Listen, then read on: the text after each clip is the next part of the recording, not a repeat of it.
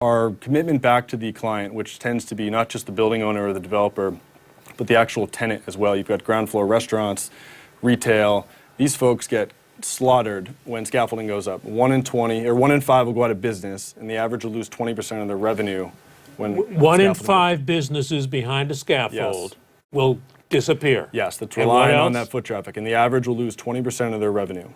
At least, I bet. Yes. So if you're a restaurant and you spent your whole life, creating this pizza recipe, and scaffolding goes up, you're out of luck. So do you actually recruit the tenants sometimes to lobby on your behalf if price is an issue with the landlord? Right. So the traditional model that the folks in the industry now, they're pushing just for the building owners and developers. We're actually reversing that and going to the tenant. We're going to the mom and pop shop. We're going to Macy's.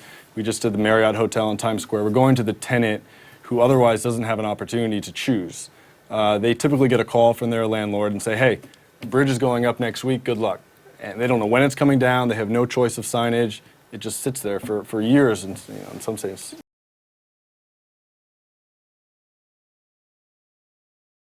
Hey, I'm Joe Connolly with a business owner who every single person in New York wants to see succeed. Because Ben Krall's business is called Urban Umbrella, they are the company reinventing and getting rid of sidewalk shed construction plywood with a much better looking, working type of scaffolding. Welcome. Thank you, Joe. How is business for your new, improved sidewalk scaffolding company? Business is, I've been involved in a lot of businesses over my life, and with this one in particular, it sells itself. The phone will not stop ringing, partially because every building in Manhattan, as everyone who lives here sees, will be required at some point to have a scaffolding bridge in front of its entrance. What gave you the idea of all industries to tackle this one? I just got sick of it. Like a typical New Yorker walking around. I was a venture capitalist and lawyer. Prior, my partner Andreas designed the Urban Umbrella, and it was commissioned by the Department of Buildings with the Bloomberg administration in 2010. They allowed us to redesign the product that you currently see on the street. And then I partnered with Andreas in 2015. So you were a venture capital guy. Yeah. And you saw something lousy and ugly and thought this is ready for disruption? Right. I wanted to invest and invest in Andreas's company. He was an architect on the side, and it was a family-run operation at the time. And so I said, hell with it. Instead of investing, let's join up and become partners. It's a great idea. They look great. It's hard to imagine anybody is against your product. I assume somebody somewhere is. Well, the ugly scaffolding guys probably don't like me, but... But what has been the challenge then in building this great idea? Yeah, so most companies, there's a lot of barriers to entry, but with the scaffolding industry, there's 3 main core barriers to keep, like yourself and I, from starting a traditional scaffolding company. One is the insurance. The insurance costs are extremely high, as you probably would guess. We saw a scaffolding fall on Broadway and Prince Street last year, and typically every few weeks you read about one, and so as a result, insurance are very expensive and hard to obtain. Right. The second is just the fabrication and design of the product in general.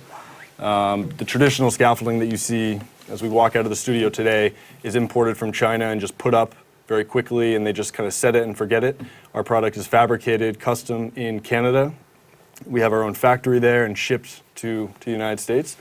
And then third is just the patent product, just patenting the product in general to protect it. And so all of that has really taken 3 years to piece together to get it to where we are today. Those are 3 huge problems, and we don't even have time on this show for me to ask you how you solved each of those 3, so I'll choose just one. How did you get the fabrication down? This is the building of the parts of the scaffold to go out and put up. Is that what you mean by fabrication? Yeah. So we designed the product. We took the design criteria that the Department of Buildings allowed us to maintain. A lot of that includes a translucent roof versus the wood planks that you see, LED lights. Our steel is powder coated in a white material that keeps it from rusting. It's a number of feet taller than the traditional scaffolding that you see.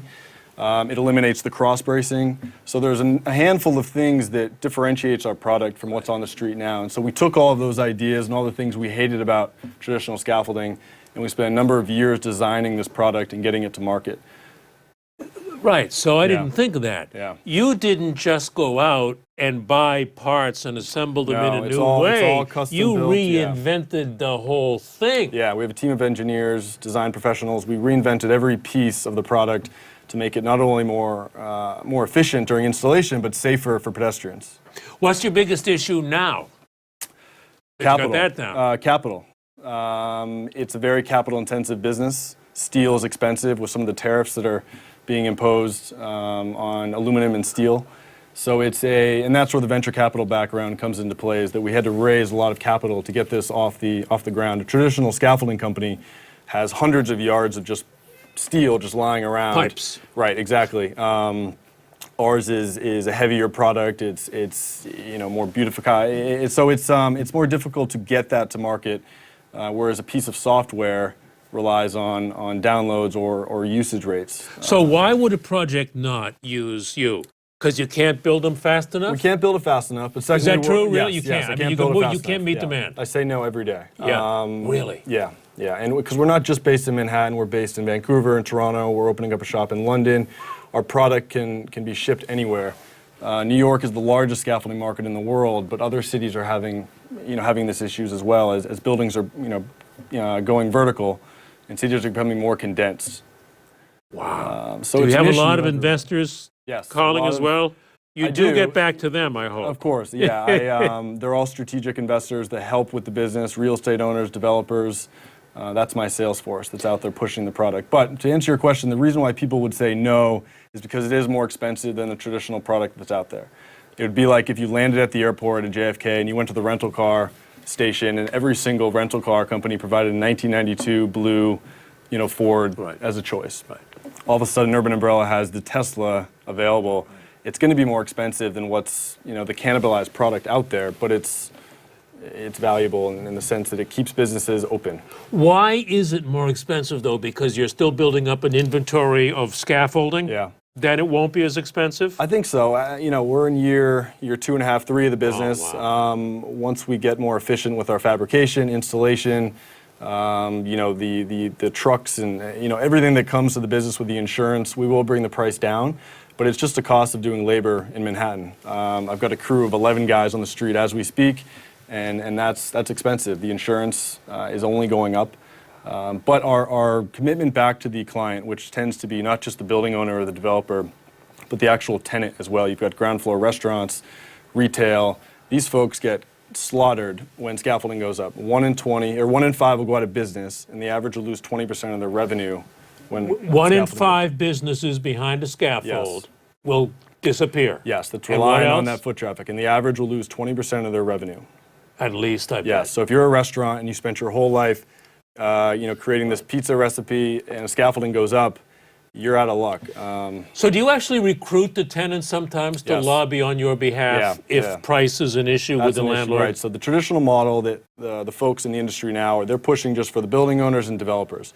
We're actually reversing that and going to the tenant. We're going to the mom and pop shop. We're going to Macy's.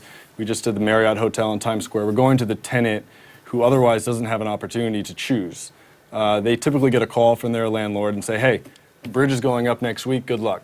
And they don't know when it's coming down. They have no choice of signage. It just sits there for years in some cases. Just so we understand how well you're doing against the issues in your industry, what % higher is your cost that you're having to sell through? We're going to be, we're competitive on the installation. Okay. Because we have to, right? Right. We can't be a double Yeah, premium right. off the bat. Right.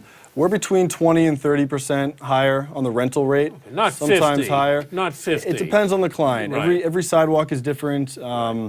We offer alternative lighting in the LED. We offer signage.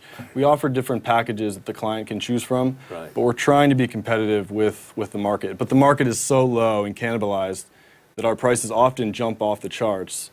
But so if we low. can show the tenant that, hey, instead of losing 20% of your revenue monthly, we'll keep you at par.